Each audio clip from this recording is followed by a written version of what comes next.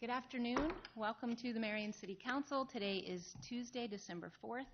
This is our work session, and we will have a call to order. Do we do attendance? I don't even remember. Yeah, right. Mr. Draper, Ms. Atkins, Mr. Jensen. Here. Mayor Abu-Osley, Ms. Gedalia. Here. Mr. Brandt. Here. Mr. Sternad. Present. Okay, we are here. Thursday, we'll have a ceremony, life-saving award to Officer Holtz. That's exciting. This evening, we have a section for presentations from external entities. Do we have anyone coming? Okay, no. So moving on to the consent agenda. Let's see.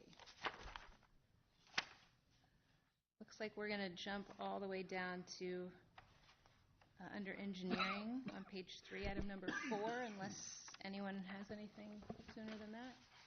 Okay. Your Honor? Yes. Oh, hey, Deb. What's up? The items under police and fire are going to be removed for Thursday. We have not got a contract back yet from one of the suppliers. Okay. So. Thank you for that. Yes, thank you. 1 and 2, right? Okay. Correct. Thank you. Okay. Anything else before the highlights? Okay. Moving on to item number 4 under engineering. I want to mention under items number 2 and 3 for those new council members, what we do on those types of projects is we accept just the paving. The subdivision itself is not done yet, and the reason we do that is so public service can go out there and plow the streets so that police and fire can respond to those houses that they're building out there. So I don't know if you guys have seen that before, but typically right before the snow season that we accept several subdivisions where we just accept the paving and they have more work to do. So we're not accepting the entire thing, it's just the paving. So I just wanted to clarify that. Thanks. Do we have, who determines if it's concrete or asphalt? The developer of the area?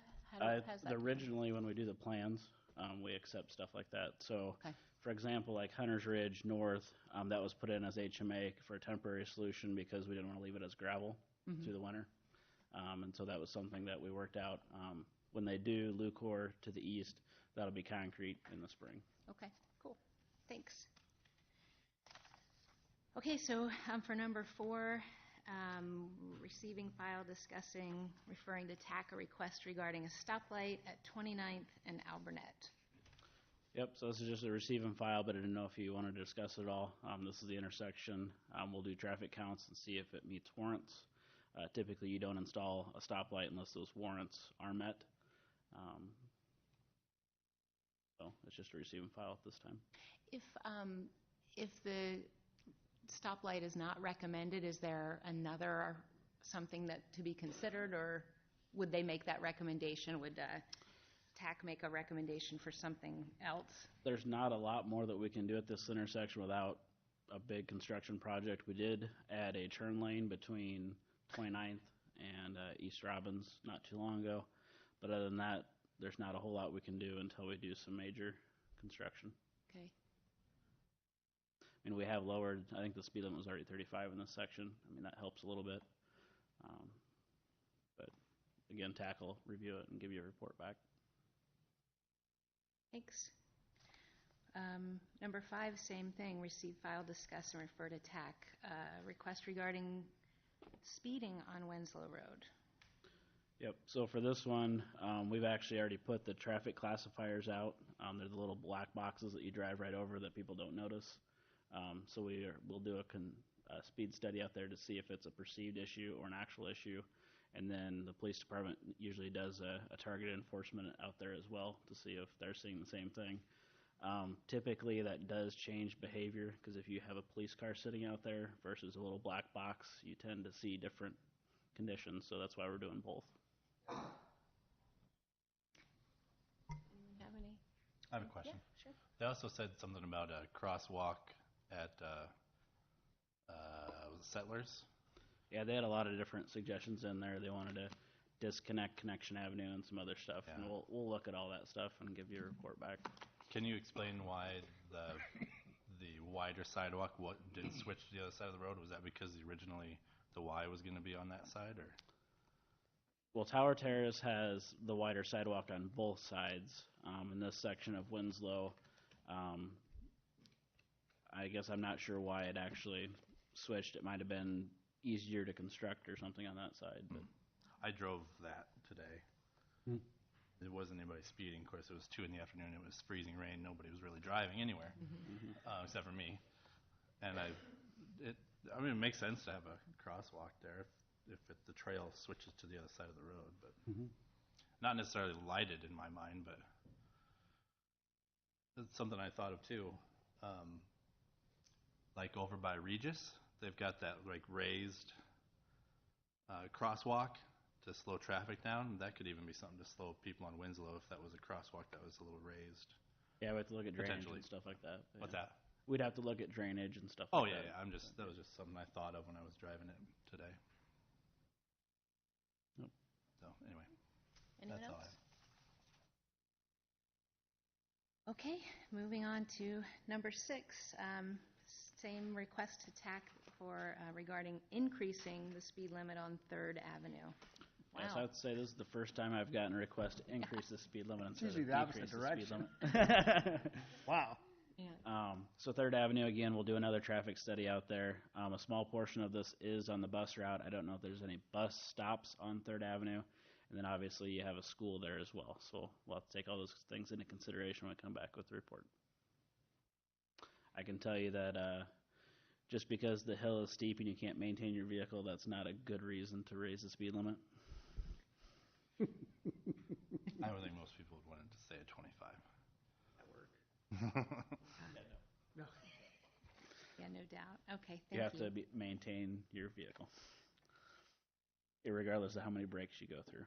Yeah. Okay, number 7, we are receiving, filing, and discussing a letter regarding drainage issues at Indian Creek Country Club. Yep, so the letter that you got in there is basically an update to the previous one that we've discussed. And then item 8 is the legal opinion that we got from our legal staff regarding the city's position on it. Okay.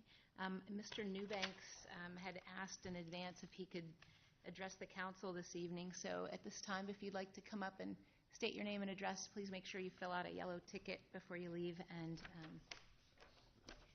Tom Newbanks, 2965 Edgebrook Drive in Marion.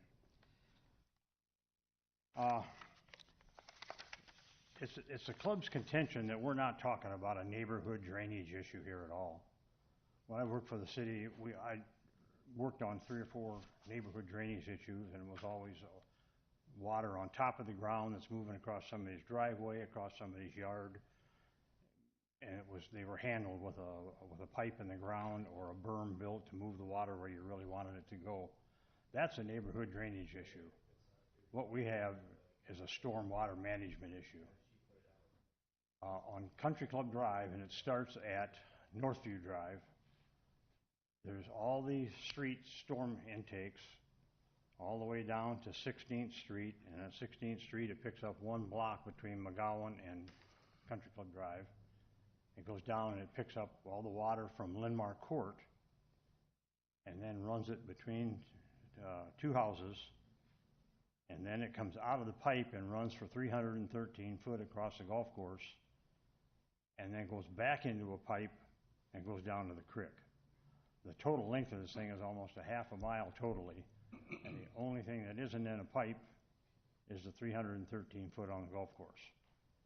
And I know that 34 years ago when this agreement was signed, it was not the city's intention to mess with the country club or cause us problems, but it is to the point with expansion and new houses that we can no longer handle the thing. The thing is silted in so bad right now that as the banks come down, the bank is all soft. Somewhere in that bank we have a knee-high boot that come off one of the workers. So, we have to mow that now with a weed whip that takes 19 hours that we're paying somebody to get in there with a weed whip about once a month or so and trying to clear that up. We think that original agreement was to construct it The city gave us $1 and to construct it and maintain it. The only maintenance ever done on it in 34 years was done about 9 years ago or so, maybe close to 10, where the sewer department come out and just went in and dug out the silt, hauled it up and hauled it away. About 2 to 3 years later, it was back silted in again. Now, we should have come back at that time, but we were trying not to be a pain in the neck. And that's what we're facing. We're getting some awful high costs to us over the stormwater issue that's created up there. But we just think that it would solve everything if that could be put into a plastic pipe and run over to Indian Creek Road and underneath the road and down to the creek. Our only other alternative would be just to leave it, and eventually, in 4, 5, 6 years, it's going to back up onto Country Club Drive, and then the city will have to fix it. So we have some bids. It would only be the pipe and backfill on it that would need to be done. We need to keep the golf course with a hazard where that water was running. And we got a bid for $2,700 that would put grass that only grows about 20 inches tall and flowers into it, make a hazard out of it, and then we wouldn't mess with the structure of the golf course at all that way. Any questions?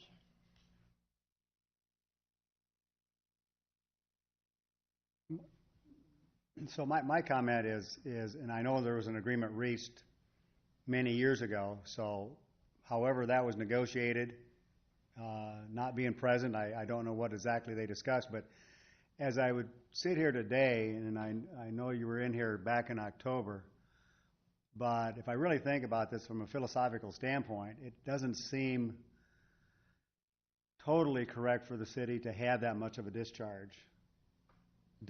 We wouldn't dump that into people's backyards. So I don't know. So I do have some appreciation of exactly what you're saying, Tom. So if we wouldn't dump this into people's backyards with that much storm sewer release, why would we dump it onto the golf course? Regardless of whatever agreement was made years ago. So, I do have some reason to support, what they're requesting and some of the validity of it. I just can't imagine if we were doing a project like that today that we would be asking people to let us just dump the stormwater into an area that is. We probably wouldn't accept that right anymore. Well, somebody did a long time ago for the wrong reason, and that's when you probably should have fought it. But, I understand exactly what you're saying, and I have some reason to agree with that as well. Anyone else? Yeah, Will? What was you said $2,700 bid, what was that for? That was for putting that the grass that doesn't grow very tall and flowers over a pipe if it were installed. Over a pipe? Yeah. Okay. Mm-hmm. So that would be after a pipe was installed? Yeah, and that would be our expense. Gotcha. That wouldn't be the city expense. Gotcha. And what's the ask of the city exactly, Mr. I know Tom, is it Newbanks? Newbanks. What exactly are you asking if you could get everything you wanted from the city to mitigate this? We would like to see the city come in and put a plastic pipe in from the back of 1158 Country Club over to Indian Creek Road. We've had it surveyed, it's 313 feet.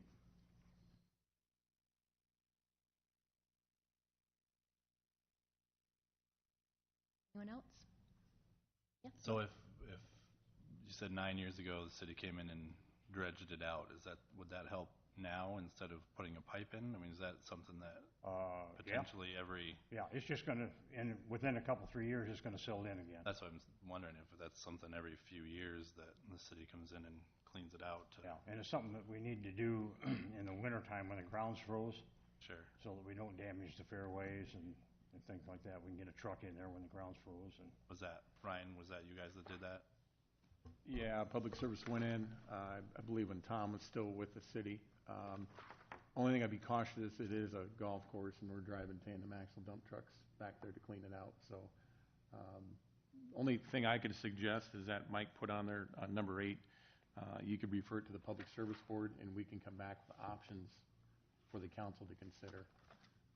That could include maintenance, digging it out, as well as putting, the actual cost of putting the plastic pipe in, if the council wanted to look at that. How much would the plastic pipe be? Do we know? I'd like to go back and look at it Okay. and reaffirm the footages, but we'd want to examine it and give you an accurate cost, so, yeah.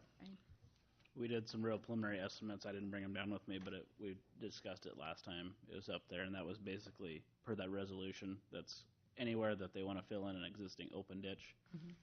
The property owner pays for a portion of it, and the city pays for a portion of it. And so when we put that together, it was too much for the golf course to handle at that time. Was it a 50-50 split, do you remember, or what was the? I don't have the resolution. I've got it down right below, here. but 85-15, wasn't it? So according to the agreement back in 2009, the estimated cost was $10,000, and it said by resolution the city would pay 25%. And again, I don't know why we would come up with that kind of arrangement. It seems like this is more of a responsibility of the city and less on the golf course, especially since we're running all that storm water from up above and dumping it in there. To me, that just creates, a wet problem for that stretch all the way across there, in perpetuity. I'm not sure that's the right way for a city to handle it. Now, whether we talk about, if there's any further discussion about changing, having some discussion on the golf course paying something versus the city paying it all, or paying 70 and just 25%, I'd be amenable certainly to that. But this seems to me, personally, I think this is more of a city problem than it is an Indian Creek problem. So. And would the installation of the pipe help surrounding areas as well as helping the immediate spot there on the golf course? Well, it's, it runs from the back of the houses on Country Club Drive across 2 fairways and then hits a pipe that's underneath Indian Creek Road. But it's not backing up into the roads behind these houses, right? It's all coming onto the golf course, is that? Yes. Okay. Right. Gotcha. Okay, anything else for Mr. Newbanks while he's here? All Okay, right, thank you very much. Please make sure to fill out one of those tickets. Okay, and Mike, does that take care of number 8 as well? Yeah, so number 8, you can see that basically it was written by Kara, and basically saying that the word may in the legislation, and that basically if the pipe was to be encased, it should be per resolution 12878, which Steve brought up, that the city pays for 25% of it. Doesn't mean that you don't change that policy, but that's the legal opinion on it. Okay. Okay, anything else on this? Okay, moving on to number 5, receive, file, discuss, and concur with TAC report regarding a request for no parking zone on Pleasant View Drive east of South 22nd Street. So TAC did a review here. Pleasant View Drive is a local street. South 22nd is a collector. It's a 2-way stopping Pleasant View traffic. The north side of Pleasant View already has no parking. And both sides of 22nd, north and south of the intersection, are no parking. You can see on this exhibit there's some cars that park on the south side of the road. The police department and several departments were able to drive through when their cars parked there, and oncoming traffic was coming at them without any issues. So we don't really see an issue. You're also not supposed to park within 10 feet of the intersection, so likely there wouldn't be another car behind this one. And it was just kind of an issue during drop-off and pickup for daycare. So at this point, we're recommending no changes. And have you gotten back with Ms. Yeah, they Okay get a with copy that? of the TAC report, and that they can come on Thursday and speak. But had you heard anything? I have not from- heard back from Okay, them. thank you. Anyone? I have a question. Will? Yeah. So the law is 10 feet from the curb, but there's no parking 10 feet from a curb, but there's no, or intersection, sorry. there's no signage saying that, right? No, we don't sign every intersection that way. Okay. I mean, we do have some in like the uptown where we say no parking from here to corner, but Yeah. we don't do that at every intersection everywhere. Fair. And again, if they were too close to that, it's by ordinance and state law, so the PD could issue a ticket. So it's not just Marion's code, it's actually the state code.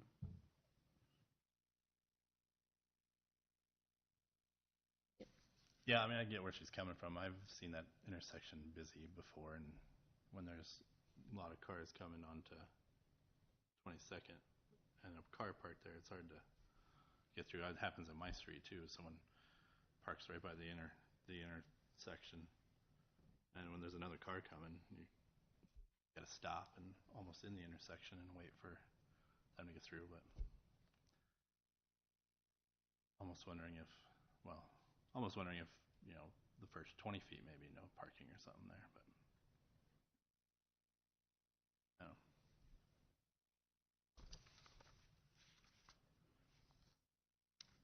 Okay, we're going to move on to number 10. Receive, file, discuss, and concur with TAC report regarding the intersection of Marion Boulevard, 6th Ave, and 1st Street.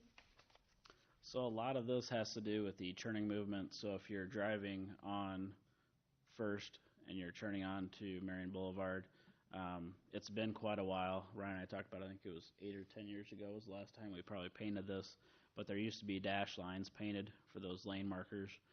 We have the same issue when you're turning from Blair's Ferry to Marion Boulevard, and just getting those lane markers down there will help people keep in their lane. And so we're recommending basically to add those at both intersections. If this intersection was proposed today, we would say no, more than likely, and come up with a better solution. But unfortunately, we're kind of stuck with that with the creek and the facilities that are there. It's kind of hard to fix that. So there's several accidents that happen. Most of them were property damage, and they're all listed there in your TAC report. So our recommendation here is to paint the dashed lane lines with the weather the way it is. That won't happen until the spring, and then add that to the annual painting program. And then as the PD has time to do some directed patrols to make sure, I know some people like to push you over in your lane. So when they have time, they can do some targeted enforcement.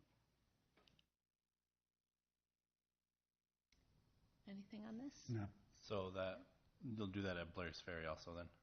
Yep. Yeah. I mean, just yesterday someone came into my lane turning on Blair's Ferry and almost And sideswiped the me. lane marking should help that, Yeah. but again, that's not till the spring. Yeah. Did you lay on the horn pretty good? No, I just went into the other lane. Yeah. I didn't honk. Okay. So this was Mr. Godsill again, I see. He was the Yeah, basically when I increase in speed. sent him the report on what we're going to do here, that's when the other, well, let's raise the speed limit. So this one I did hear back from, so. Okay. Okay, number 11, receive, file, and discuss the 525 11th Street conditions report. So this is the full report that Martin Gardner did, goes through several alternatives, talks about what can be saved in the building, talks about the different additions that were added on. You can see on one of the pages, you have the original A, and then there was 4 additions on top of that. And so later on when we talk about it, this is basically going to be included when we go out for the RFPs for information for whoever's looking to move the building, so they have that background information. But one thing to kind of point towards the end when they talk about the actual cost.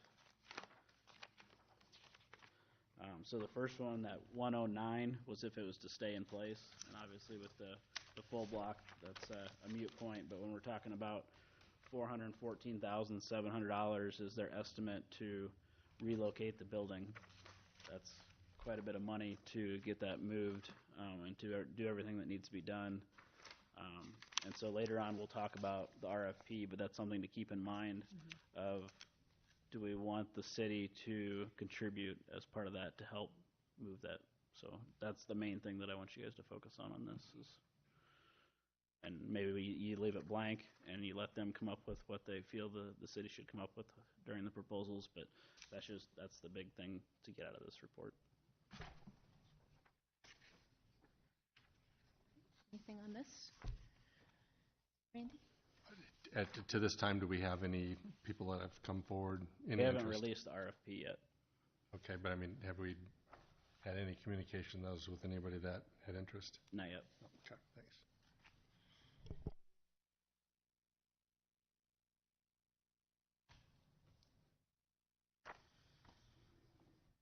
Okay. Number 12 will be a resolution to accept the 2018 storm sewer project. Yeah, so this was the storm sewer that we put on 27th Street between 1st and 2nd Avenue for the eventual reconstruction of 3rd Avenue. There's no storm sewer up there, so we're trying to get storm sewer so that will drain somewhere. So the final project cost was 97.3% of the contract. 30 days after we accept it, then we release the retainage, so that in case there's any small claims or something for those 30 days, and then we release the 3% that we've been holding back.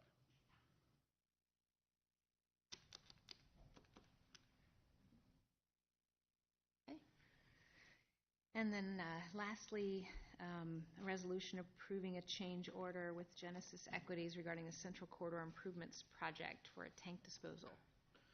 So during the demolition of the King's plant, we found a small tank that used to be a fuel oil tank. So here's a couple pictures of it. It was a 5 or 10,000 gallon tank that was out there. We contacted the DNR to see what we needed to do with that. Typically when you have leaking underground storage tanks, that's an issue. Because there was no residue left and it was actually full of concrete, they said that we could cut it up and dispose of it. So we got a quote from them, and so that's what we're doing is the change order for $7,766 to cut it up and dispose of it. So were soil samples done in the area, or since it was dry? Since it was dry, Okay. They were okay with that. Randy? No, I have not. Okay. Anything else? Okay. Anything else? Okay, moving on to the community development. Nothing is highlighted, so I'll cruise through that to the city manager's office. Item number 1, motion approving a letter of support for Community Catalyst Building Remediation Grant full application. Yep. The city has an opportunity to sponsor an application for a Community Catalyst grant. This is a small program that's available through the Iowa Economic Development Authority that can be used for demolition of structures where it's going to create an opportunity for reinvestment into the core business district or an area of a community. And in this case, Genesis Equities had submitted a pre-application for the Marion Square Mall site, anticipating that that project is going to be able to move forward in the next couple of years, and have been invited to do a full application. Excellent. Anything on that? Okay, and then into the regular agenda, item number 9 is the ordinance amending Chapter 120 of the Code of Ordinances related to liquor licenses and wine and beer permits. They say the third time's a charm, so what do we got? Kara Bullerman attached a memo, or provided a memo, and the amendment addresses the concerns with the proximity to schools. So it should include all businesses with 50% or more gross sales of liquor should be not able to open within 200 feet of a school. Okay. Anybody? You good? I'm Okay. fine with it. Excellent. Thank you. I think we got there. Yeah. Number 7. Discuss number 7 at all? Congratulations. Yeah, great campaign, by the way. Yeah. Yes, very nice. Nice. Okay, moving on to public services, motion to receive and file the proposed wastewater treatment agreement between the City of Marion and the City of Cedar Rapids.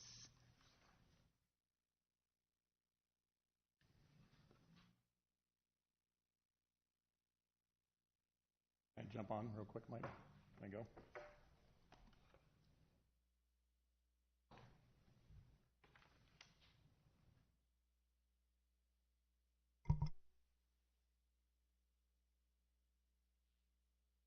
Good?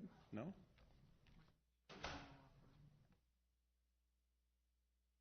There it goes. Thank you, Your Honor. So we've been back and forth with this agreement for quite some time, 8 years. So we're going to give an update to the council, then tell you what direction we're going to recommend from here.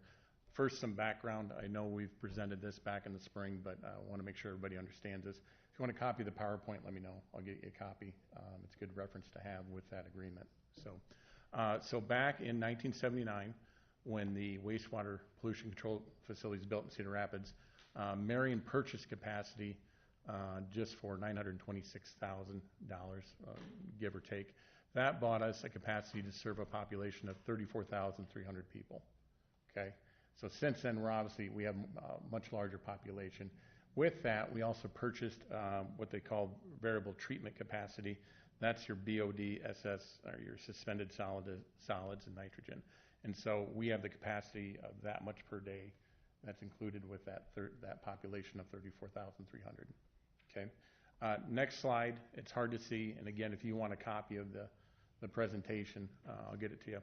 And so just for reference, back in 2008, our monthly treatment fees were $108,000.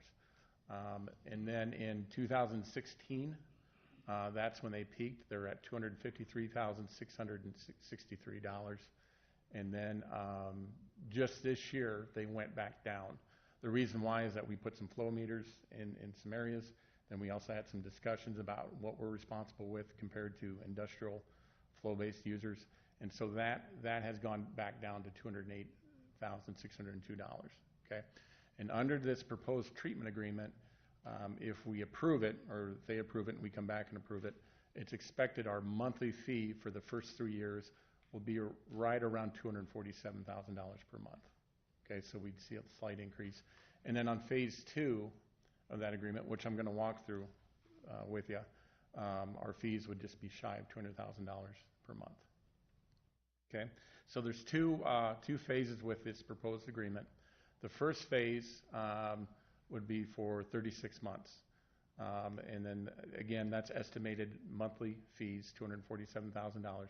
The second phase, we went back to Cedar Rapids. We asked for an agreement to serve a larger population, which I'll get into, and that will just be shy of about $200,000 per month.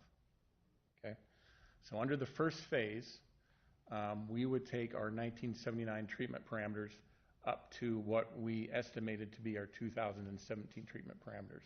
So that would take our population up to 38,023 people. And then also increase our variable flow parameters. That's your biochemical oxygen demand, or your BOD, your suspended solids, as well as your total nitrogen. Those have changed since 1979, and so the water quality requirements have changed. Therefore, we have to buy more treatment capacity for those variable treatment charges. Okay? And so that's how it's broken out. We would have a monthly capacity charge about $116,000, and then an O&M charge. That's our flow-based charge.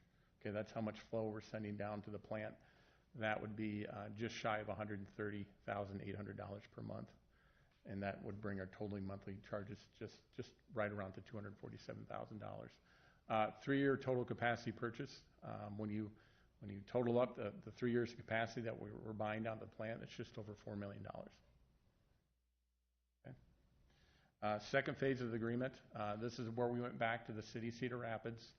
Initially, they proposed an agreement for a population of 45,000 people. We went back, we asked for 50,000 because Lon estimates, 41,000 probably right now. And so we're trying to think ahead, buy a little bit more capacity right now. And so we went back to them and said, okay, for the second phase, we were requesting a capacity for 50,000 people, and to extend our payment period from 60 months to 96 months. And what that does is that takes the capacity charge, it actually lowers it because we're not increasing our treatment charges at that time. So monthly capacity charge is estimated just shy of $58,000. Our projected O&M, based on today's flow, would be right around $139,000. And that's going to increase as their population increases. And then again, our monthly projected charges based on current today's flows would be right around $196,000. Now, in the agreement you got a copy of, if you look at the second phase, they proposed a total cost of $7 million. What we're recommending is going back to the city of Cedar Rapids and saying we think that capacity is worth about $5.5 million. We sat down over the weekend, we really crunched some numbers. We think this is more consistent with what we're going to be purchasing the capacity with, and so we're going to recommend to the council that we put that in agreement, send it back to them, and they would take a look at it. Right now, they do want to get agreement approved for this next fiscal year, and so I sat down with Lon, and I think that's what we're going to recommend to the council. Steve? So, Yeah. Question, Ryan, can you explain on the monthly capacity charge under that future agreement on how it goes from 116,000 to 57? I That will. seems, it's confusing. yeah. Let me I've pull never seen too something many up. numbers go down or drop in half, especially Okay. when you talk about capacity and we're increasing our population. Let me take you back to this slide.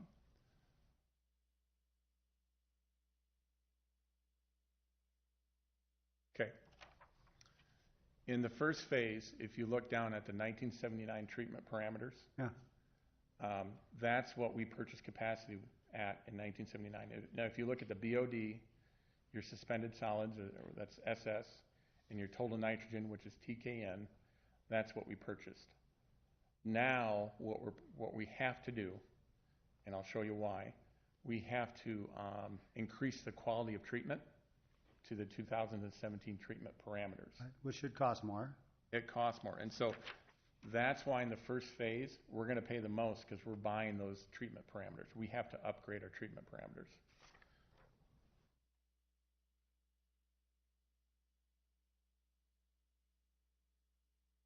I'll do my best to explain this.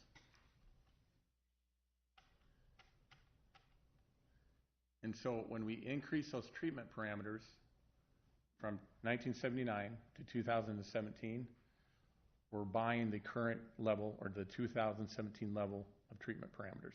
Those are what they call the recommended standards for practices. And so that's where our most of our cost is going to come in at that time, is that we're kind of front-ending this agreement here by upgrading those treatment parameters. We have to come up to the standards that is current level or what was defined in 2017. Once we do that, flip this off. Our ability to purchase capacity becomes much easier because we're not upgrading these parameters anymore. So now we take the first phase, and when we're going to the second phase, we're basing that on the 2017 treatment parameters, not the 1979 treatment parameters. So at that time, we're just buying for our population growth. We no longer have to purchase a higher quality of water treatment. Does that make sense? Because quite a bit of the money we're paying has to be used by Cedar Rapids to invest into their plant. Oh, yeah. To upgrade their facilities and the capital expenditures that they're going to have to make to keep up with all these new standards. Right. So that's where a portion of these dollars are going into a sinking fund of some type. The first phase is taking those treatment parameters because we only own what's in the 1979 agreement. And we bought a very low proportionate share of those variable treatment parameters. What they're requesting from Marion is to buy the capacity based on the 2017 recommended standards of practice for wastewater control. And that's taking those wastewater treatment parameters and increasing those for better water quality. So should we be looking at this more as like we're an investor in this facility up to a certain percentage, based on usage, versus just buying, instead of like a customer, we're almost like an investor, and therefore what we purchased years ago has some value that we're benefiting from today? It does have value because right now we have capacity at the plant for 34,000 people. Right. From that point, they're requesting this capacity charge to get us up to this. So we bought that capacity, now Right. we're buying for the incremental capacity above And that. I got 2 pieces of paper that really break it out. If you want a copy of it, I could go through it with you. And so, but anyways, if there's any, do you have any other questions? No, I Okay. think that All right. gets me to where I need Yep. things. And so, overall, if Marion, if Cedar Rapids accepts this agreement, and if the Marion Council wants to move forward with it, over the next 11 years, we'd have that much capacity to purchase, about just over $10 million. What that equates to is about $646 per person. Okay? And so for the population growth from 34,300 to 50,000, that's what's going to cost per person based on this current agreement as it's drafted. In comparison, if we were to go out and construct a plant, minimum cost would be about $1,200 per person. Okay? And how much is that 646 stretched out over per person? 11 years. 11 years, okay. Yep. How do, so it's by residents, right? How do we account for hotels coming in and, just vertically having lots of people using this? Very good question. That's something, if this agreement gets approved, we need to go back and redo the entire sanitary sewer fee. We really do, because now it's flow-based. In addition to that, we really got to look at how we're going to charge for capacity, because right now we're catching up, but is it fair for the citizens of Marion to pay for this new house? Things like that. We really need to take that into account. Same thing with those hotels and our multifamily places. We really need to take that into consideration. So if they hook up to the sanitary sewer system, there has to be, there has to be some consideration for their impact on the capacity that we have down at the plant. So it makes sense to lock this in and get this done and then have that discussion? Yeah, because without this, we have no direction to go. Gotcha. Without that, then we really don't have a basis for changing our fee system. I had one other thing, Ryan. I don't know if you want to go back or not, but it was where you were showing 1979 and, yeah, any of that. It shows 100. One more, I think, forward, please. Or one more.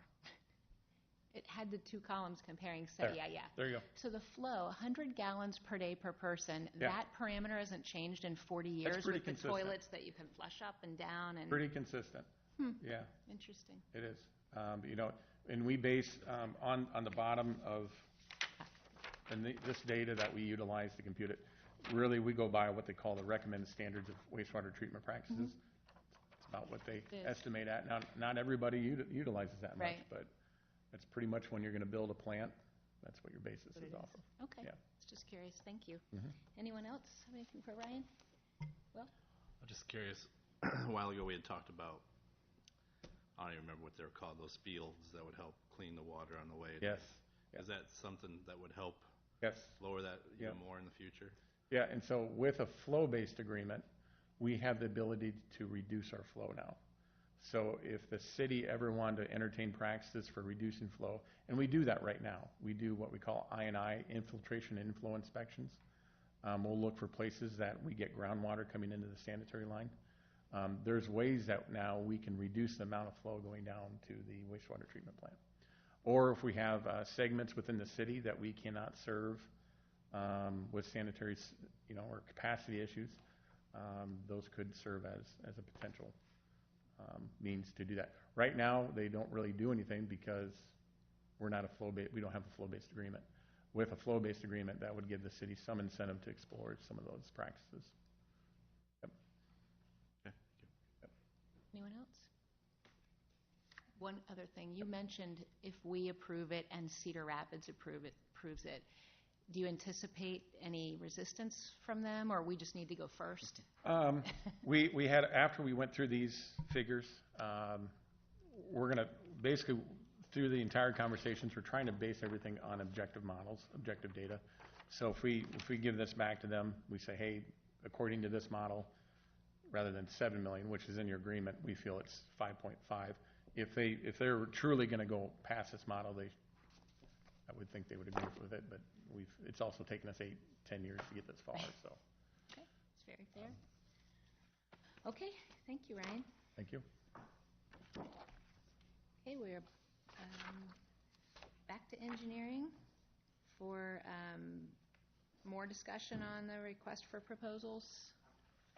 Mike, for 525 11th and 520 12th.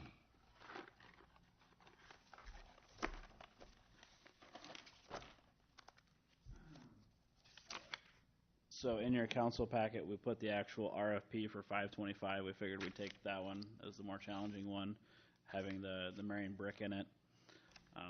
And so some things that we want to show you was we did sit down with the Uptown group and Amber to look at how do we get the word out regarding this.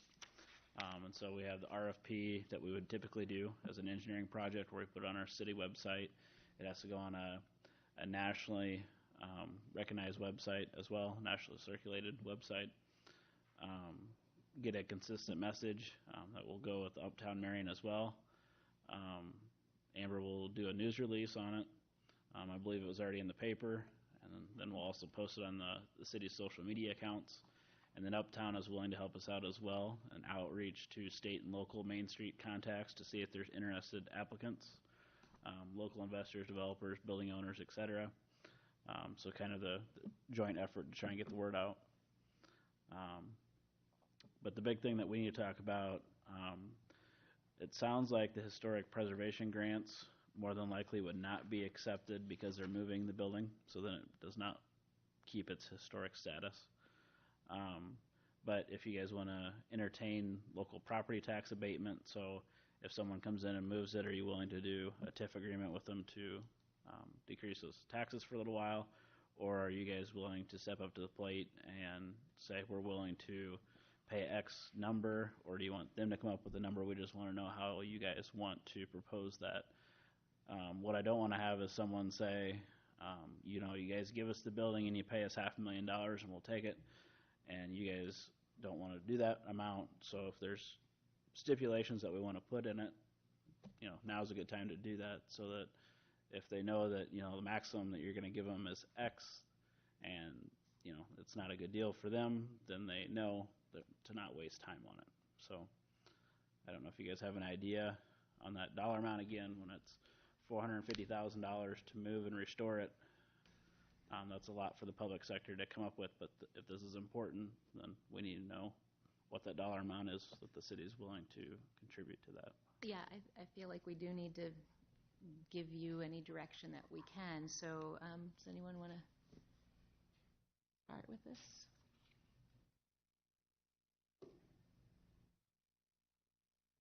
All right, Steve, you want to hit? Well, yeah.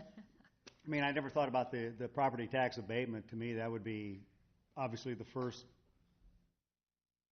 piece I would certainly be willing to offer them. How long of a period of time? I'd throw out 10 years or something like that to give them, a pretty decent incentive.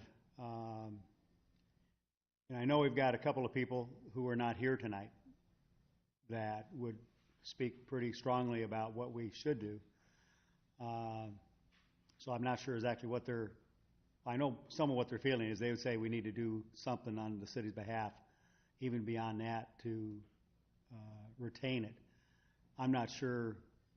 Well, beyond property tax abatement, Lon, if we went beyond that and say we were to give them up to a certain dollar amount to move it, where are the pots where that money might be able to come out of? Well, like in this case, no matter what, you're going to have a stranded cost for demolition. So if the example would be that the demolition cost was going to be $35,000, that would come out of the Central Corridor project budget, because it would be a demolition cost for a project that we were doing, or library, whichever one.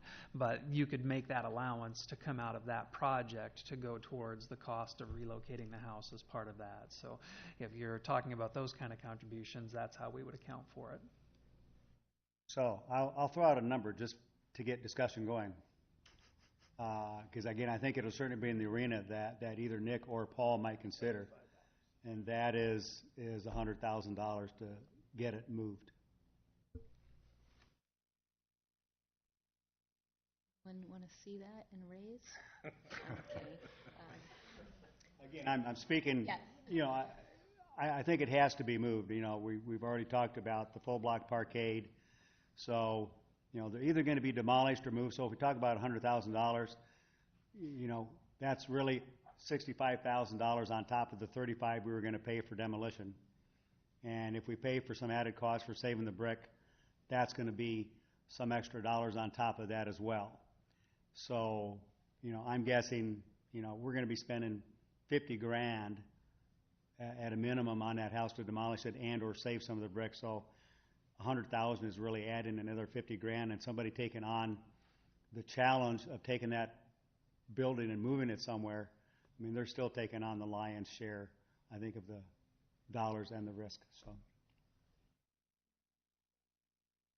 Not re- Excuse me. We don't generally allow public comment at this time, but please do come back on Thursday and state your comments. Today is just a work session for us to discuss and kind of fine-tune things for Thursday, but please do come back. Do either of you want to speak on Steve's? Or? Well, I'll follow up on it as well, too. I think, you know, demolition costs are obviously understandable. I would be more in favor of, and I agree with Councilman Jensen throwing out a number, but I would also entertain possibly consideration for that abatement over that 10-year period. I think that would show and prove to be a huge relief as well, too, if they knew they didn't have those burdens in the next 10 years, you know, just to kind of stair-step that out a little bit. I think some of the projects need to be looked out as, yeah, one, we got to see if somebody's going to come forward with us. If not, it's all for naught. Two, and I like the fact of stair-stepping it out a little bit.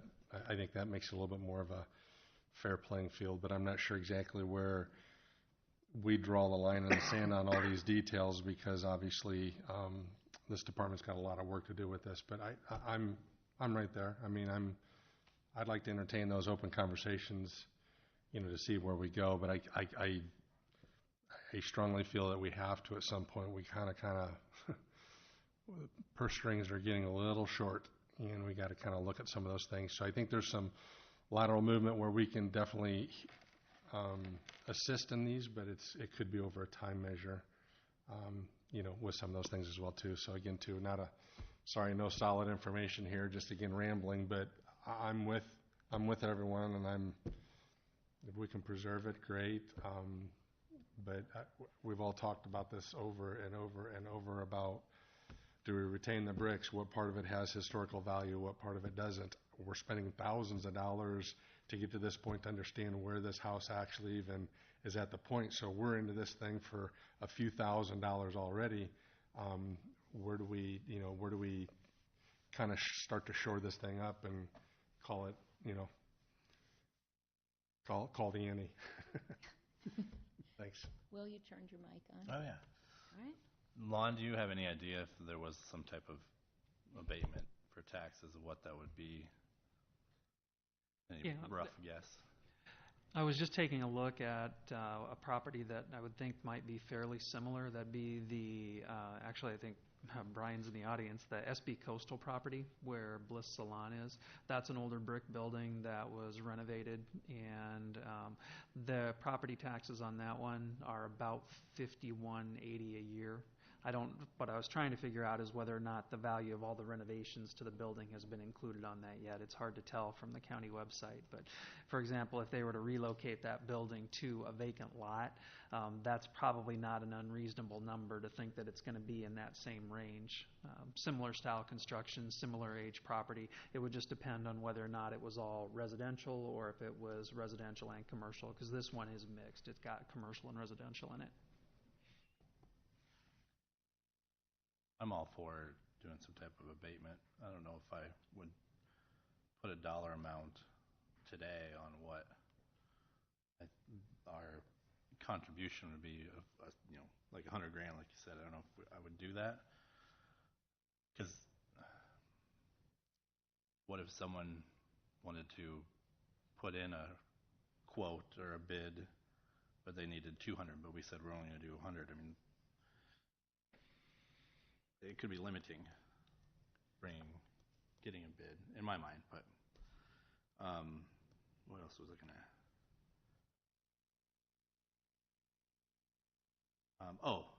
At one point I had talked about that empty lot next to the McGowan house that's city owned. Is that something that could potentially be offered up as an incentive, the lot? That's one of those things that's a balancing act for the city, because then you're talking about impacting the historic value of a property that is on the National Register in the McGowan House. I believe that one's on the National Register already. And if it was platted on a double lot, that's part of the historic character of that property itself. So you wouldn't want to detract from one, Sure. even from the benefit of preserving another. I thought it was a separate parcel. No, it's all platted as Oh, no, one wait, never parcel. mind then. Never mind. I think that's all. I agree. I think, we definitely have council members who have voiced they want to do something with this at Saturday hours. I had someone from the Historic Preservation Society stop by. Judy had put together a nice report, and we have kind of invested some money in this. Could we do a combo of an abatement and some money? Because I think Steve's point is excellent, that if we're going to spend X amount to demo it and those associated costs, if someone's willing to come forward, perhaps we can just allocate that toward that as well as do an abatement. Yeah, and the way I would envision it is that basically, how we do a bid tabulation for proposals that come forward, what we could present to the council is essentially a tabulation that shows the proposals. If the private sector steps up and somebody comes in with a proposal and has that number, but then we also have one for a demolition, you can put them side by side, and then the council can make a decision based on what the numbers actually look like. Anybody that's going to come look at this is going to realize that there just strictly is a limitation on how much they can really invest in it and expect to make a return on the property. So while I understand the desire to have a limitation based on for the potential bidders to put in there, I think we should leave a little bit of flexibility for them to be creative on it. Because if we have the opportunity to save it and it's $3,500 more than what the council says, I'd hate to lose the property when maybe that $3,500 would be worth it. That's what I was getting at. Yeah, and one other comment I think I made in the past, I don't know if I made it on the record or off the record, and that is the city owns the McGowan House. And I think the statement I made in the past is, I'm not sure why the city needs to continue, and I think Lon did look into this, I don't know why the city needs to continue to own the McGowan House. I would just as soon consider selling that, getting that into private hands, putting some limitations on how that can be used so that the historical value of it is preserved, just like a lot of the other buildings are put into private hands. And then you've got some funds that can be used for projects like this to help preserve and maintain and assist in keeping some of the other houses that may fall into that category. So, again, I've discussed that in the past. I know directly with Lon. I'm not sure if I've ever You said made it that on publicly. the record. Did I? Because Yeah. I agreed with you. Okay. I think that's a fair point. So obviously there's an appetite to do something, and Mike needs some direction to where. Have you gotten enough? Yeah, I mean, we don't have to put a limit on it. We can leave it as is. I don't want you guys to see a quote that says, we're willing to do it, you're going to give us the house, and we want $500,000. Just so you guys realize it's going to be whatever they throw on the table. And if you're okay with that, we can leave it like that and just leave it as open-ended, and whatever they propose, they propose. That's fine. I think that's what I'm hearing appears. It's not concrete, but it's flexible. I think everybody would like that And I flexibility. did try to email it to the mayor before he left, but I didn't catch him, so. Okay. Okay, thank you. Yep. Thanks, everyone. Good discussion. Was there anything else in the RFP that you guys would like to see modified? Because we're looking to approve that on Thursday so we can get this released and out to the public. You already expanded the time frame for people to do something with this, right, than our typical? Yeah, typically we do about a month. And this one we did 60 days, which we'll probably have to send out reminders because a lot of contractors forget. Obviously here they need to find another lot to do that with, but we'll probably still have to send out some reminders. Okay. Anyone have anything else on this? I hate these bottles. Okay. All right, moving on to community development. We'll have a public hearing regarding a preliminary development plan for Squaw Creek Crossing Apartments located west of 62nd Street, south of Hennessy Parkway, and north of Carlson Way. Good afternoon. I hope everybody had a chance to review the staff report on this project. As you recall, this was, I think, Bluebird something was proposed on the site some time ago out at 15113. When they withdrew, this development proposal came in rather quickly afterwards. I think from the perspective of how that site was proposed and originally identified, I certainly think that we've come a long way, and I think this plan, and I hope you had a chance to look at the renderings, really shows a lot more support for the original concept and moving it forward. It's 3 buildings on the site.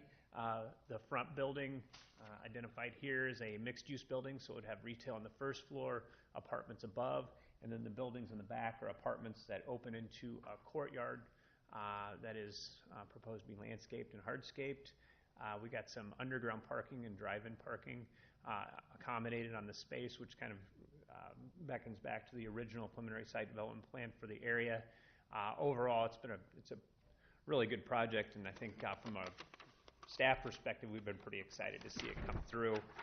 I know the graphical representations are a little bit easier when we get the drawings that are more of the 3D rendering and such, but these elevations kind of highlight the buildings. So this would be the front facade of the retail on the first floor with 2 floors of residential. So you got a mix of materials of fiber cement boards and panels and some wood looks to that material.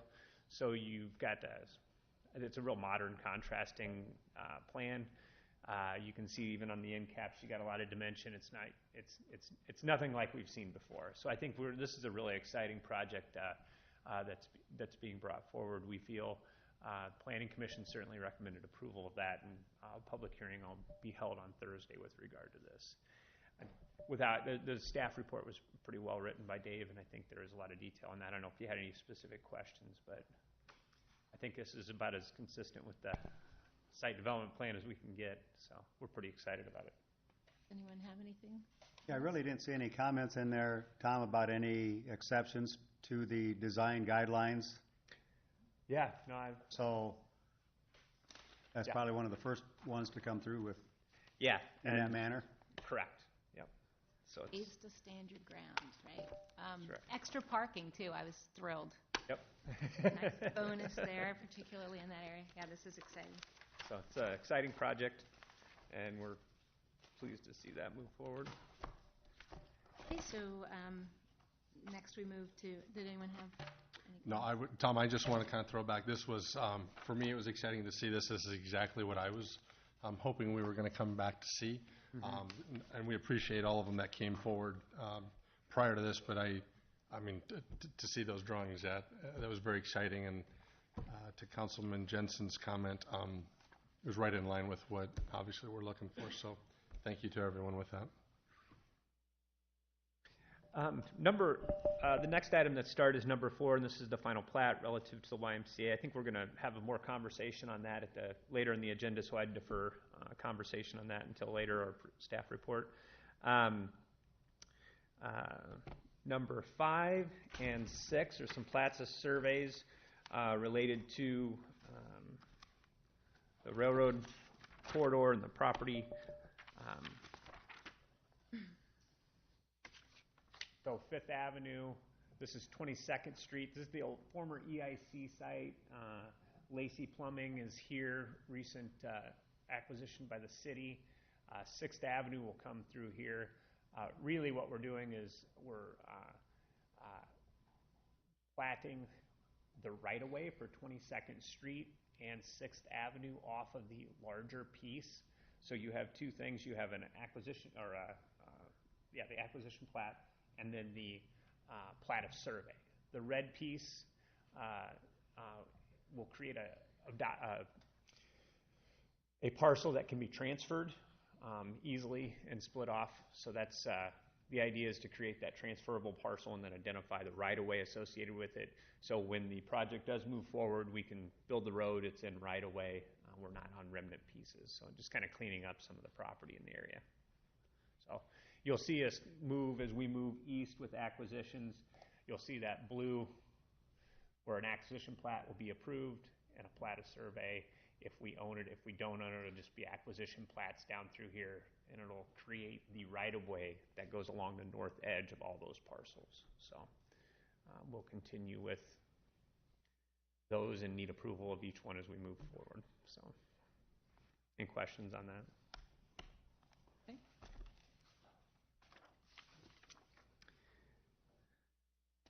Number 7, this is authorizing funding application to the CMPO relative to the STP grants.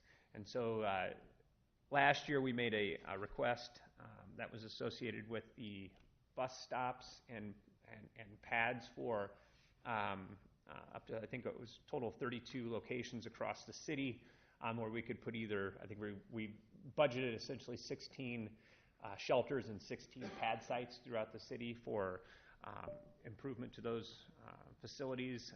The CMPO did target transit and dedicated 20% of the funds that come into the region for transit uses. So this is an opportunity we're applying for that we can use some of those dollars here in the city. Currently, we don't have many shelters, and I'll talk a little bit about this in a second, for our patrons. And if you drive around, this is the worst time of year. There's nothing worse than seeing folks standing at a bus stop in wet grass and snow and such. So trying to get something accomplished with that. And this kind of floats into number 8, and I'll just probably wrap them together here. Unfortunately, these funds, the request is being made is to follow up with a portion of the funds that were not provided at the last request. So we got about half the amount of money that we requested. So this is just following up with the application for the remaining portion. And so that's the submit at this point. The next item, and it's relative to the use of some funding that we have in place associated with TIF. The city has the ability to provide assistance to low and moderate income families at the percentage of low and moderate income households of the county when you use TIF dollars for residential projects. So when we did Connection Boulevard some years ago, that was a residential project as considered by the state. We have about $300,000 worth of funding that we're required to pull from that district and use for low and moderate income housing.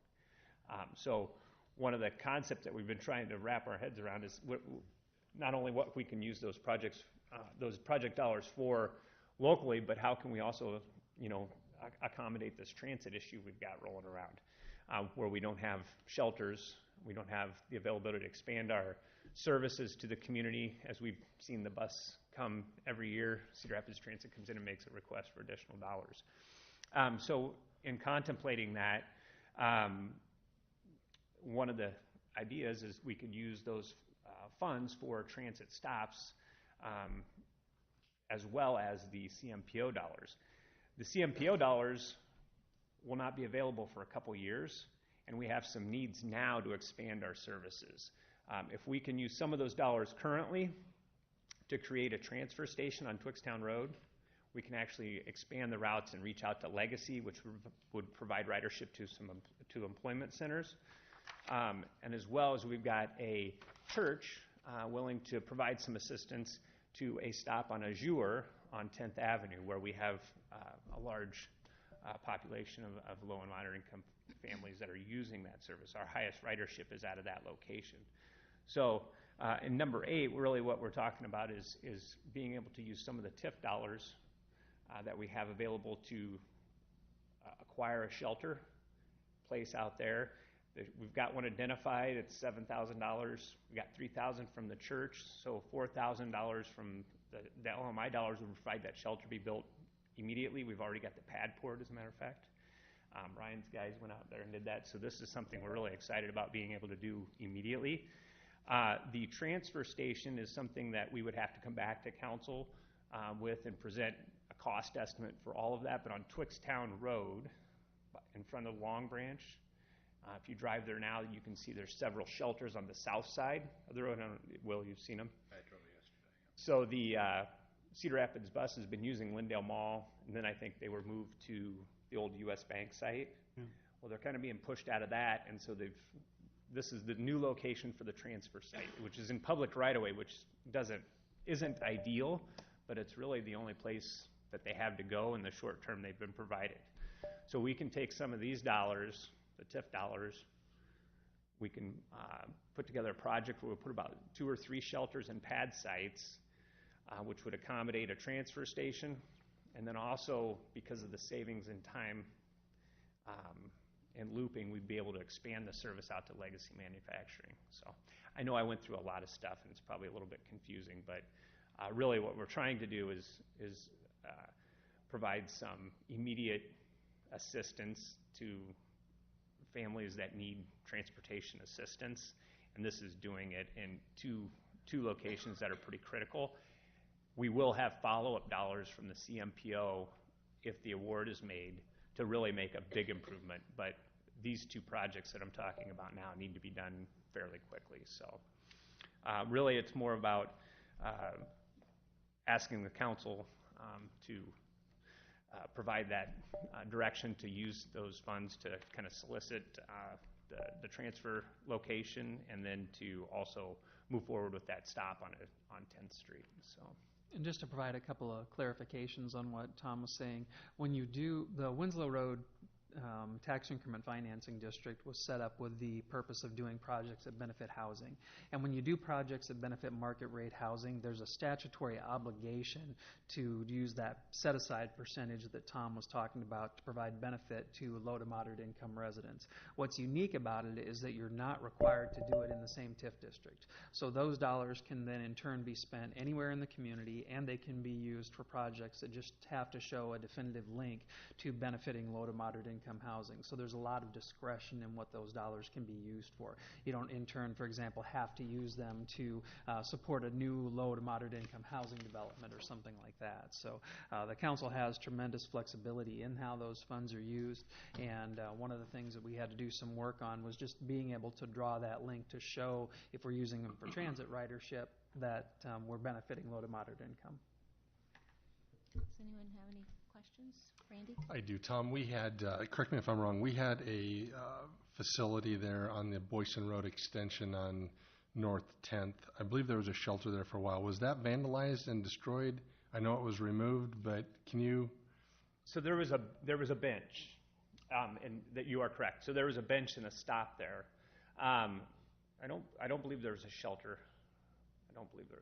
But when the routes changed, because of the timing issue, they removed the bus service from the Boyson Road side of it and moved it to 10th Street, which created a number of concerns by the residents. But it's been on the 10th Street side for a little over a year, I believe now, and so that's where they've been picked up. And in the morning, the location, it's just north of Bentley Drive on the 10th Street side. Sure. That's where they're getting picked up, but there's no pad, there's no seating, there's nothing there. So the church, Marion Christian Church, has been watching this for a period of time. The pastors reached out to us on a number of different occasions saying, how can we get something going here? And then recently they identified they have dollars and cents to add to that, so it kind of made some sense to move quickly. I'm very excited because I'm very passionate about those. As you pointed out, it is difficult to drive down those roads and see those folks weather those conditions. So I'm glad to see that we're moving forward and being active with that. So thank you. I agree. So we'll probably just get a motion directing staff to proceed with some of those action items for Thursday, and then we'll be able to move forward. I was able to find I have a picture of it. I don't know, Mike, if you can plug that in. I can show you, but it's a bus shelter. I think we can get one here in about 2 to 3 weeks, which is pretty quick paced. So, Tom, you mentioned that CMPO will eventually come in with some more money toward this effort. Will we just create more of these or enhance the ones we're starting with some other feature, or what will happen with? So what we basically identified that we have all stops in Marion, and we identified that we'd do 16 with a shelter and 16 with a concrete pad and a bench. None of that has been completely worked out on which ones will be where. There's still some changes occurring within the routing of the bus. We're trying to get as much distance out of that as we can, and we've been I know Medco's been working with some of the local employers to see how far we can get that bus to really service some of the centers. We've tried to get out to the police station as another kind of stretch, and as street lighting comes in, there's opportunities as well. And Highway 13, there's certain things that the bus just can't do for safety purposes. So between now and when those shelters come in, there could be a lot of changes in how that system works. And so we would take and identify specific improvements to stops as that data comes out. Like we'll want to put shelters where there's higher ridership, and then pads at different locations. So once I think the CMPO understands that when we push that application forward, that they're not specific to a location, and that'll come into the future. And then if the bus stops change and we've installed these, are they able to be moved? They are. Okay, Yep. Excellent. So we actually, quick story, we were trying to get a shelter from Cedar Rapids to move out to this location last spring, and Ryan's guys went down and grabbed it from CR Transit, but it was just in really, really tough shape, and wasn't able to be really redone. But I think it was from one of their sites and it had been sitting a while. If you remember the ones out at Walmart, they were in that was the shelter system that they had, and it was kind of leaning, and it wasn't in great shape nonetheless. So it's good to know though that we have that flexibility as the routes change and that kind of thing. Yep, absolutely. Yeah, I just had one follow-up with that. I had forgotten I had 2 phone calls from employees out at Legacy Manufacturing that are users of that, and through the gracious donations of some of the employees out there, they're shuttling some of these employees back and forth from the nearest location, which I believe is just off of, it's not Airway, I'm trying to think of the... I think 62nd. And, Linear. What is it? Linear. There you go. Thank you, Linear. So I just wanted to bring that point. So as we are looking at some of those areas, obviously increasing some of those employment opportunities, hopefully that's on our radar as well too, as far as one of those frontline areas, as far as getting a shelter out there. So I think that'd be great. I think it's definitely got to be on our radar out there. So Thank you. Absolutely. Will has something too. So on Twixtown, it'd be a little transfer station, a couple. Yeah, I call it a transfer station. It's really just a couple shelters. Yeah, so they're not using Lindale anymore at all. I don't know that I meant to follow up with that. I don't know that they've stopped completely using it at this point. I know they have a time frame to which they need to be out of there. I don't think they're at Lindale for transfer. They stopped there. The transfer had actually moved to the U.S. Bank site. I know that for quite some time. I just don't know if they've had to get out of that site and are using Twixtown, but I believe they are, because one of the problems that we have is the way the bus circulates. For the transfer to occur, they have to drive the bus around the block, and it takes a couple minutes to get that accomplished. And those minutes are precious in a system. Just by putting the stops on the north side to accommodate the south side, those minutes are gained, which provide the opportunity to get further out to the legacy location. So that's what we're trying to do, and that's the goal. So. Yeah, when I drove that the other day on Twixtown, the 2 brand new shelters that Cedar Rapids put up, I thought was, why in the world are there 2 shelters right here? It didn't seem like a... Yep, that's why. Space, but so you said there's $300,000 in an account for low to moderate income housing? That's what we're required to spend, yeah. Okay. Got some ideas for you. Maybe I should have said 30,000.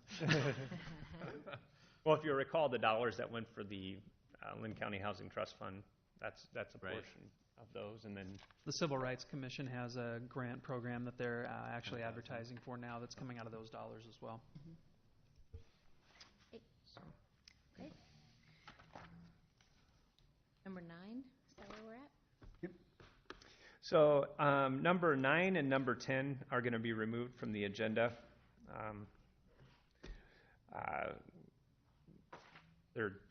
We're waiting on additional information from the city of Cedar Rapids on both of those, so they'll be removed. Number 11, 12, and 13 and 14 are all urban revitalization applications. If you'll recall, we did the 2017 workforce housing urban revitalization plans for both scenic development, the housing development on Albernet Road, and then also east of 13. Chad Pelly and his group are doing the 12-unit complexes. So we've approved the plans to provide for the abatement schedule. They're just required to file an application, at which time they are complete or substantially complete, which would provide which essentially kicks in the time for the abatement to start. So these are those applications. The projects are consistent with the plan and the plans that were brought forward. So with approval of these resolutions, that would provide the start date for the the tax abatement to occur within the next tax year. So if you recall, there were 4 lots in the first phase. So they've already done the lot 1. This is 2, 3, and 4, and then Terrace Glen Village is just the senior project on Albernet Road. We won't have another one for that lot. It's all done. Okay. Any questions on those? The abatement schedule was attached to the applications.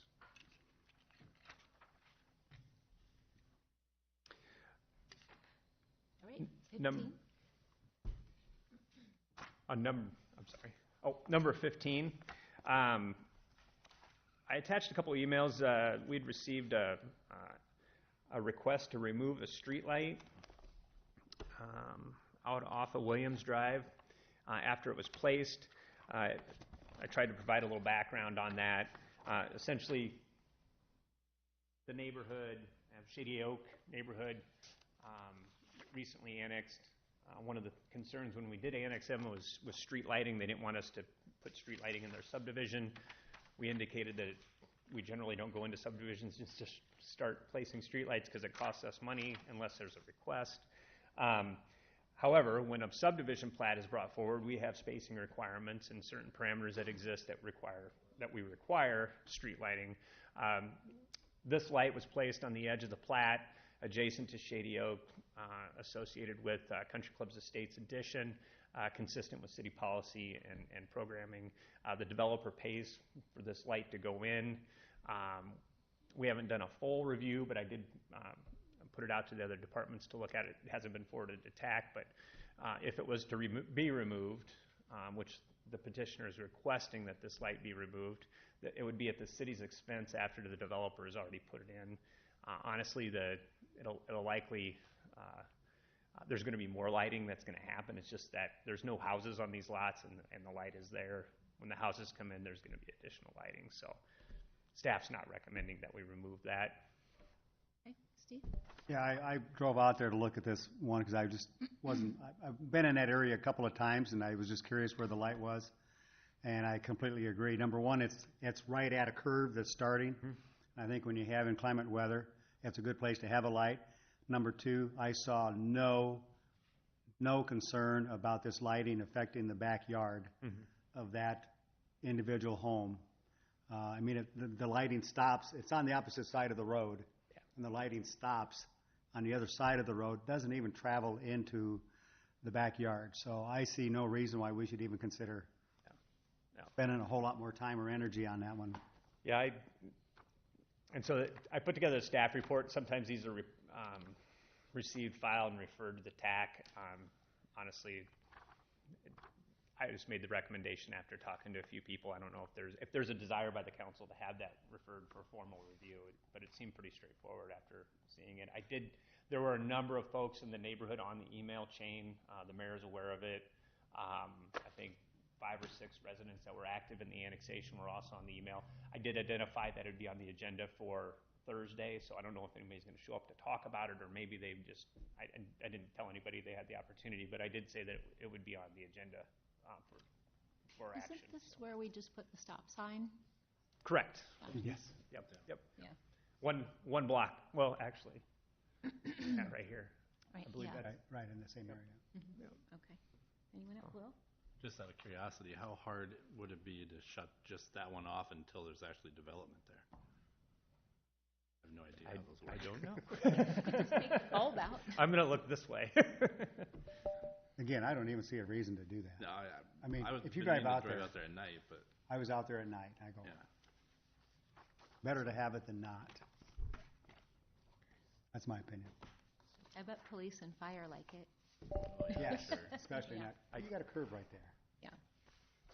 And a park. Okay. Right. Is that it, Tom? All right. Thank Real- you.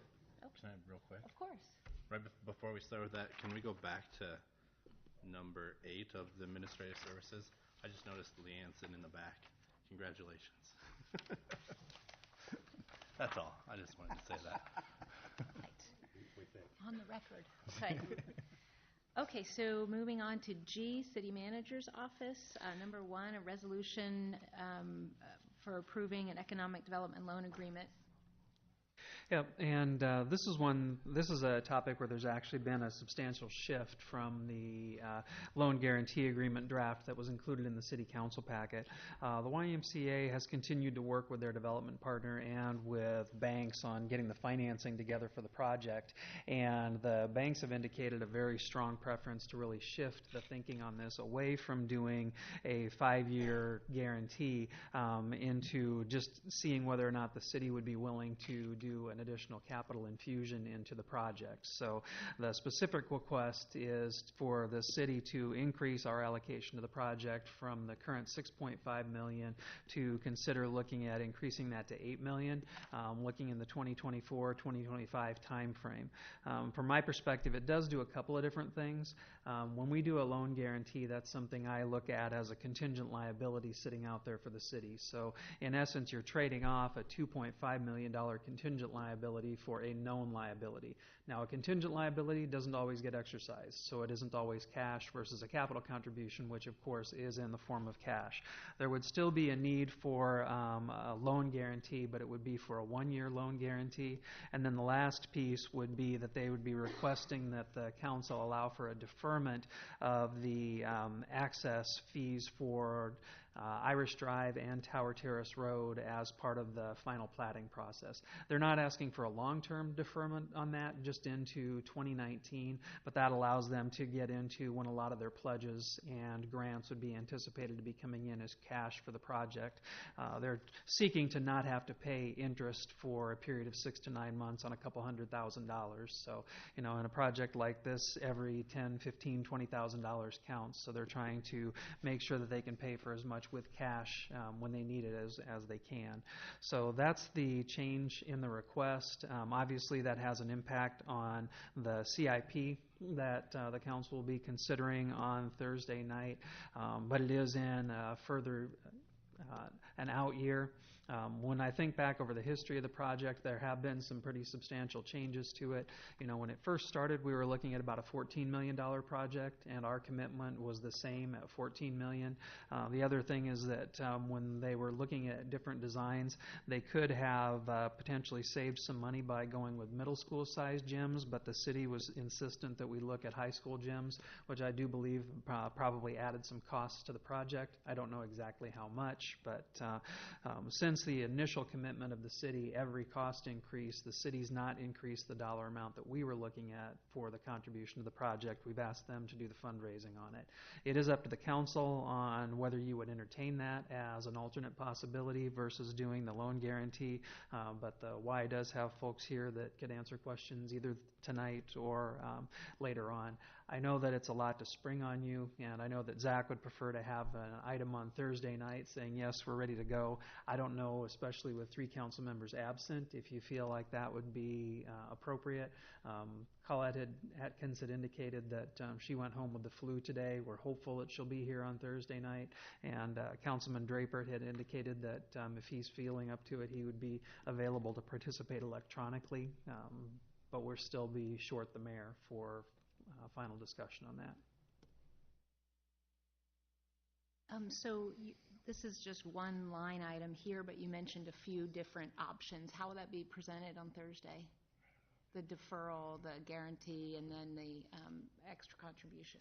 With the deferral, the staff can't grant a deferral of fees that are established by ordinance. Only council can do that. So that would be included in the memorandum of agreement that would be approved at the same time as the final plat. So the memorandum of agreement, for example, they're required to do things like post surety for the installation of the sewer on the site. It would just have a date in it that the deferred road access fees would be expected to be paid by. So that would be handled underneath that. The other pieces would require either a resolution by the council to authorize an additional capital contribution to the project, or a motion directing staff to prepare a resolution to approve it. Will? Couple questions. First, how often do we defer access fees? And then the second one is, the 6.5 that was original, where did that dollar amount come from? The first piece, deferral of access fees. We don't often defer access fees. We have, though, in the past, deferred other pieces like sidewalk installations, things like that, to when it makes more sense. In this case, because the cost of Tower Terrace Road is fully financed and we're not looking for a long-term deferral, just 8 or 9 months, I feel more comfortable with that. If they were asking for a 5-year deferral, I'd have a different opinion. But in this case, it's simply to save costs on the project and allow them to get into when they have more cash on hand. Is it access fees to Tower Terrace or access fees to Irish? It'd be both. Both, okay. Yeah, I think the access fees on Tower Terrace are about $66,000, and the access fees on Irish is about $120,000. That's the long side of the property. If you think the last deferral request I think that we had was for the senior housing complex on Alburnett Road. I think there was a 150-foot stretch of sidewalk that we deferred until the north side of that property further develops. So just sidewalk, not access fee. Right. Mm-hmm. And deferral is different than waiver. Waiver means they never have to pay it. Deferral means that it's okay if you wait, but we still expect it to be paid at a certain date. The one thing that we have gotten in trouble with in the past is that some of the deferrals do not have a definitive date on it, but they, for example, require that the city council take an action to pass a resolution of necessity, and then so that comes back to the council has to pass the resolution of necessity, and we've had folks come in and argue against that in the past. In this case, it would be stipulated as part of the agreement that this is the date where they would be expected to be paid. And then the second part of Will's question. Yeah, the 6.5, where was that? The original 6.5 or the 4.5 was anticipated to be contributed through a series of $1.5 million bonds that the city would issue towards our contribution, and then $2 million is from local option sales tax. So when the sales tax passed, it was in the ballot language that $2 million was going to go towards the YMCA? It was not in the ballot language. It was in the spending plan that was distributed to the public. The largest project out of the community improvement side was the library at $5 million, and the YMCA was in there at $2 million. Was it as the YMCA or was it as community recreation community facility? rec? Okay. Yeah, generic back then. Anyone else? Randy? Before I go any further, I need to disclose, to have full disclosure and complete transparency. I have visited with city legal. I do have a family member that is a part-time employee of the YMCA, so I want to make sure we got complete transparency as we go forward here. We have found that it is not of conflict for me to continue conversations and voting forward for this. So with that being said, then Lon, can you bring us back what are the meat and potatoes of the 1.5 million? Why? I understand the underwriting process from the financial end, but where did we come up with the 1.5? That's being driven by the request of the banks. I think what they're looking at is splitting the two phases of the project as the YMCA has it conceived right now. The pool piece is around $4 million, and then the remainder of the facility would be the remainder of the budget, around $17 million. The difference in what they have fundraised to be able to cover that 17.5 is about 1.5 million. So that way, you've got the first phase, the banks feel comfortable then is able to be covered by the pledges and the capital contributions. The other piece doesn't start until they finish raising the rest of the dollars. And so I think that that's where that number is coming from. The banks just want to be sure that the first stage can be covered. Thank you. Okay, Steve? Yeah, so also for full disclosure, I'm the building committee chairman for the Y. So I will be abstaining on any votes related to these items for discussion. But I think it would be appropriate for somebody from the Y to come up and talk about the change in the scope of this project, on how the size of it, on how it originally started out, especially talking about the gym space, because that has been a significant change in the scope of this project at the request of the city. So I think it'd be appropriate for somebody to at least talk and address that area so everybody on the city council is aware of that background. Sure. If someone would like to come forward, just name and address, please. I don't know how to work that. Bob Carlson, President and CEO of the YMCA, 1195 Seacrest Road, Marion. Thank you. I think that's a good plan. The building has, as we have kind of grown into it, I guess, so to speak, it has grown from the gym space size, because when we bring the Marion recreation programs in to work with the Y programs, Marion Rec is very successful now, and so is the Y here in Marion. So we feel like as we've put those pieces together, those gyms have grown. And so really the city, as we've progressed through this process, we all know YMCAs need pools to sell memberships for kids and people. That's what they do. But the gym space is really, really important to the city. So we kind of compromised on all that, which actually brought the cost of the facility up or forward as we've done that. So was that the only question, Steve? Or? Well, do you know the dollar magnitude of the change in the gym space? It's about 1.2, 1.3 million, I'd say, ballpark, when you talk about taking the gyms from middle school size floors to 3 full-size high school floors. Now, that doesn't mean we won't be using those gyms probably sideways for most of the kids' programs and things, but it gives us a lot more space to be able to have room to grow and expand and do the programs that we know are going to happen once we put them all together. So that's primarily it. And I just want to say, I feel like we've asked a lot of the city. We keep asking. We're just trying to find every possible viable pathway to get this thing done and really to get it in the ground this year, because as we've mentioned many times, we know that helps our fundraising immensely when that happens. We have a pathway to get that done, a viable pathway, and it also helps us to work with the state allocations that we think are very viable for us to get this project done. And then Hall Perrine comes in at the end of the project to help us really finish it off. So this really, as Lon explained, helps get it in the ground, helps get it moving, helps the financial institutions feel better about that first part of it in the first phase, and just gets us going. So again, I just appreciate your consideration, and I'm happy to stay here and answer any other questions you have. Yeah, I think Councilman Brandt. What, in the current Marion YMCA, how many gyms are there and what size are they? There's one high school size floor. So, and we use them sideways primarily. So if you go in the gym, the floor runs lengthways as you walk in. It's a full length high school floor, but you're used to seeing them just going this way. Okay. Those are smaller half-size courts that, you split a high school floor in half. So we'd have 3 of those size courts in this new facility. Wasn't the request 4 originally? Is that right?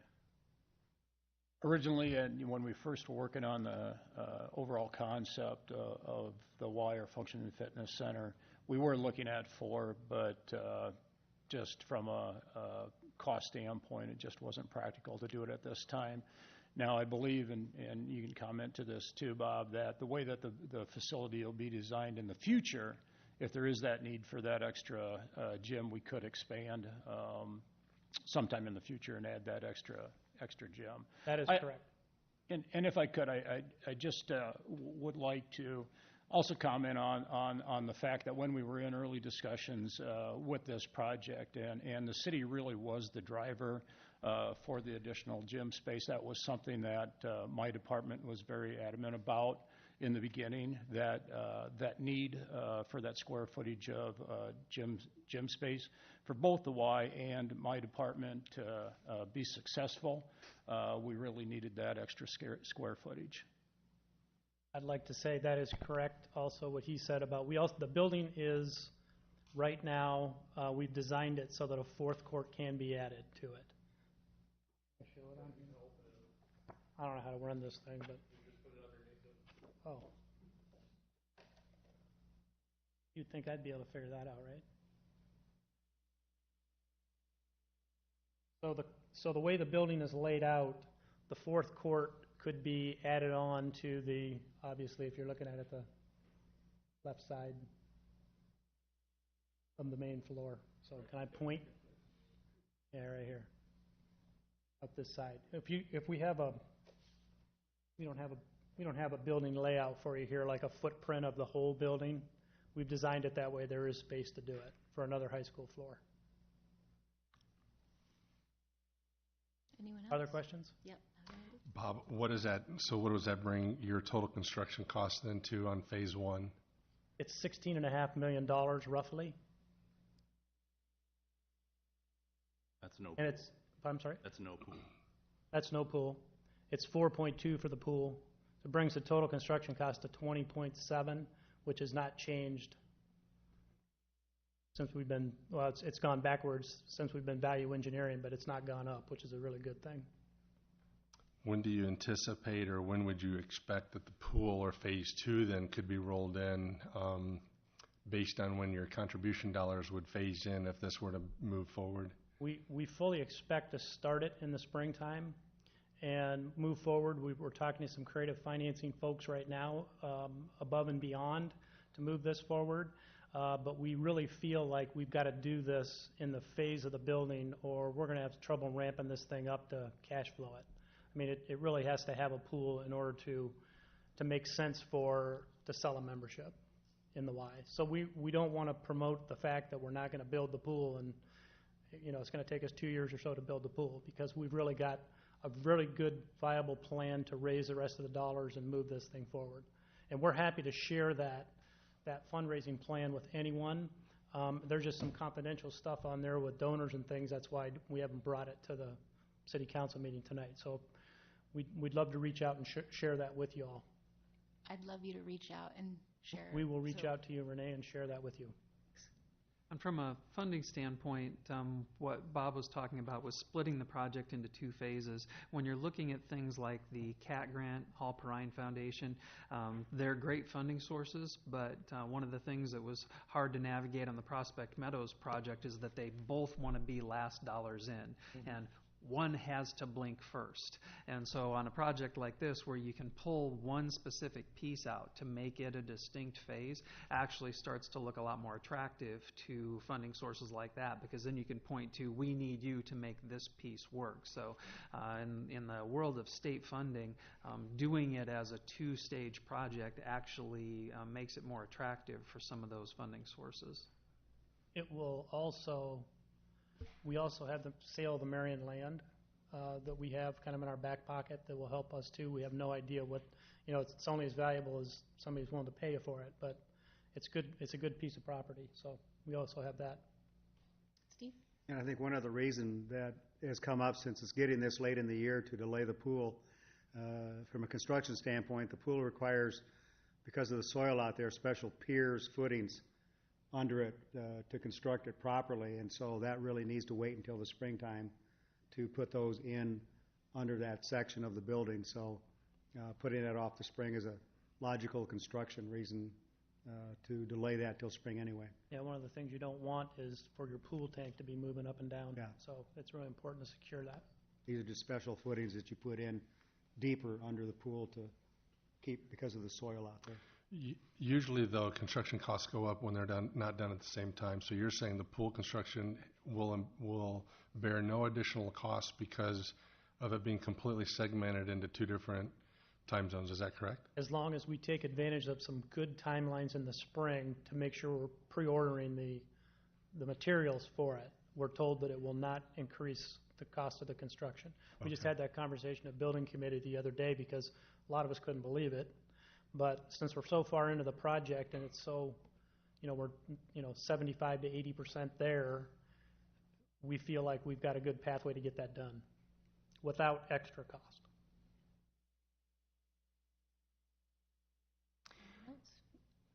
I just want to make sure we're clarified because this is a huge request and it's a very short window here. So I just want to make sure we're clear. This 1.5 ask that you have of us today, if it is a no, is your project a no-go?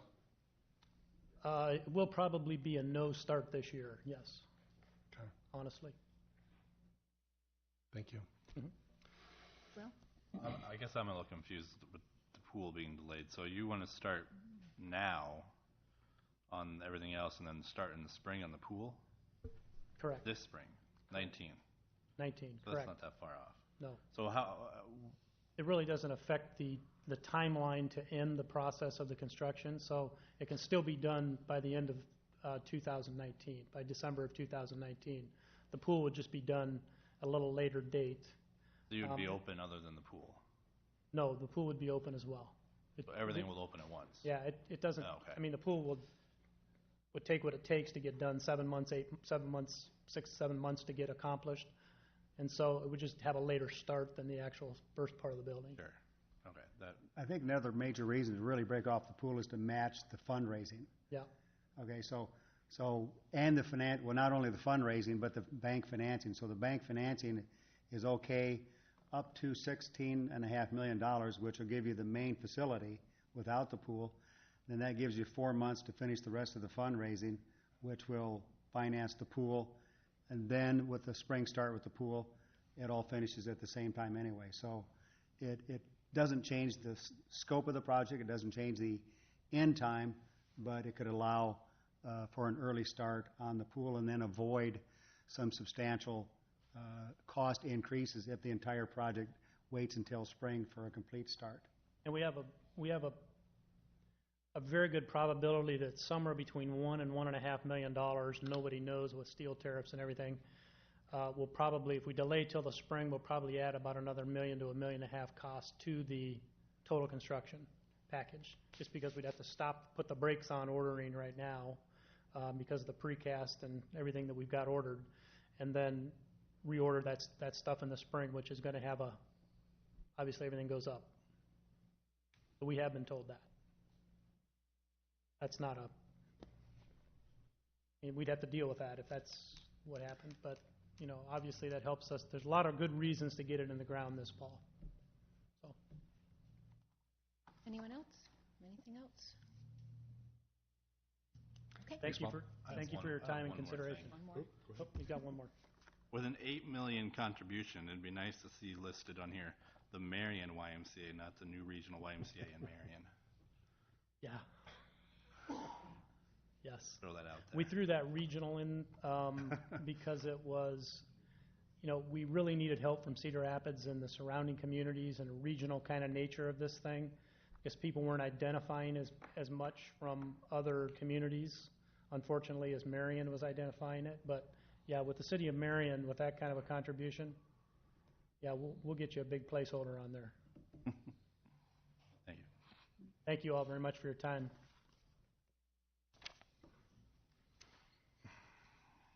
Okay, number 2, regarding the 2019-2024 capital improvement program.